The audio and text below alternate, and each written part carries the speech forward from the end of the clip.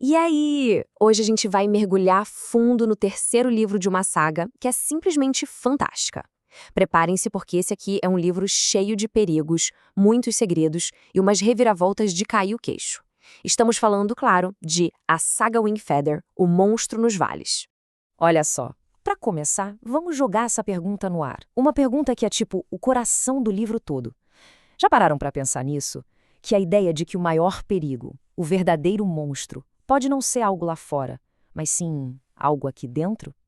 É essa tensão, essa pulga atrás da orelha que a gente vai desvendar. Mas calma lá. Para a gente conseguir entender de verdade o mistério desse tal monstro, a gente precisa dar um passo atrás. Temos que lembrar de toda a jornada que trouxe a família Wingfeather até este ponto. Porque a história deles, nossa, é uma saga de fuga, de descobertas e, acima de tudo, uma busca que parece não ter fim para um lugar seguro.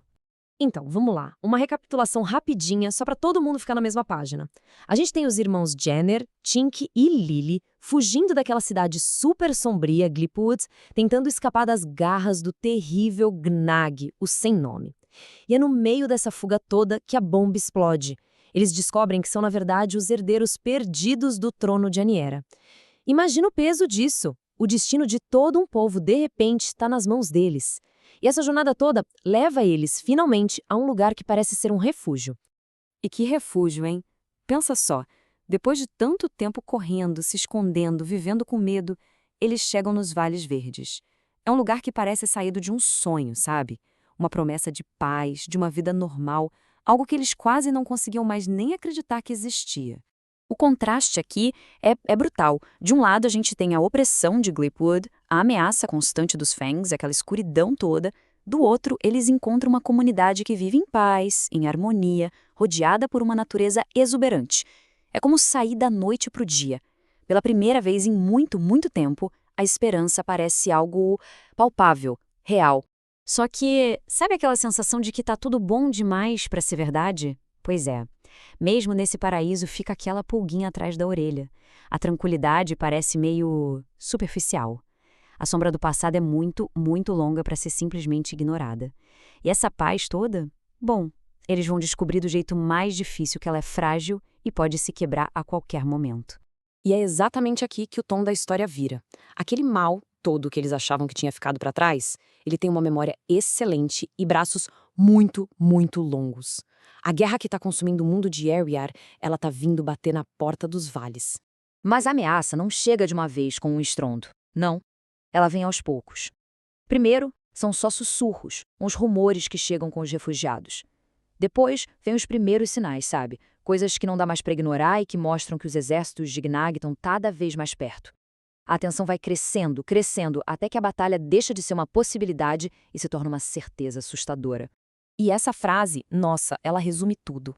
É como se a voz do próprio Gnag, o sem nome, estivesse ecoando por toda a terra com uma mensagem bem clara. Não tem para onde correr. Nenhum refúgio é seguro, nenhuma distância é o bastante. A ameaça é pessoal, é implacável e tá vindo direto para eles. E como se tudo isso já não fosse o bastante, aparece um medo novo. Uma lenda antiga, daquelas que o pessoal conta baixinho ao redor da fogueira, sabe? Uma lenda sobre uma criatura terrível que assombra os vales, o lugar que era para ser o refúgio deles. Um perigo que não veio de fora, um perigo que já estava lá, só esperando. Bom, e aí a gente chega no clímax da história. A família Wingfeather tá literalmente encurralada. É um pesadelo de dois lados. Um exército chegando para atacar por fora e um monstro aterrorizando todo mundo por dentro. Não tem mais para onde ir. A hora da verdade chegou. E a batalha pelos Vales Verdes é puro caos. É desespero. É uma luta pela sobrevivência. E não é só pela família Wingfeather, não. É por toda aquela comunidade que os acolheu. A ação é frenética e o que está em jogo nunca esteve tão alto.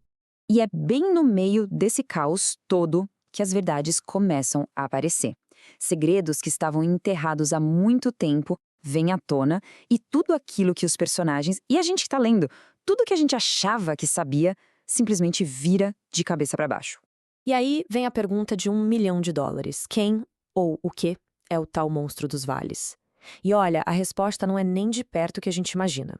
É uma revelação daquelas de chocar, que muda completamente o que a gente pensa sobre o perigo, e nos joga de volta para aquela primeira pergunta lá do comecinho. E se o verdadeiro monstro sempre esteve ali, no meio deles? Depois que a poeira da batalha baixa, depois que as verdades são ditas, o que sobra é o peso das consequências. A vitória nunca é uma coisa simples, limpa. E o custo emocional de tudo isso é gigantesco. Tudo isso força eles a encarar os grandes temas do livro, né? Primeiro, a identidade. Quem a gente é de verdade, especialmente quando a verdade dói. Depois, a família, a força desses laços que nos seguram mesmo na pior das tragédias. E por fim, o sacrifício. O que a gente está disposto a perder, a arriscar por quem a gente ama.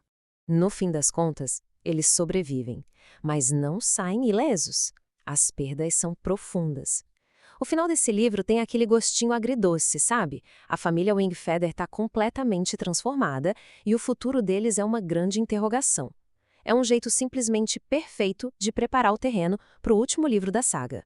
E aí a gente fica com essa questão martelando na cabeça. Nessa luta por um lugar seguro, por entender quem são, os Wingfeathers descobrem uma lição dura.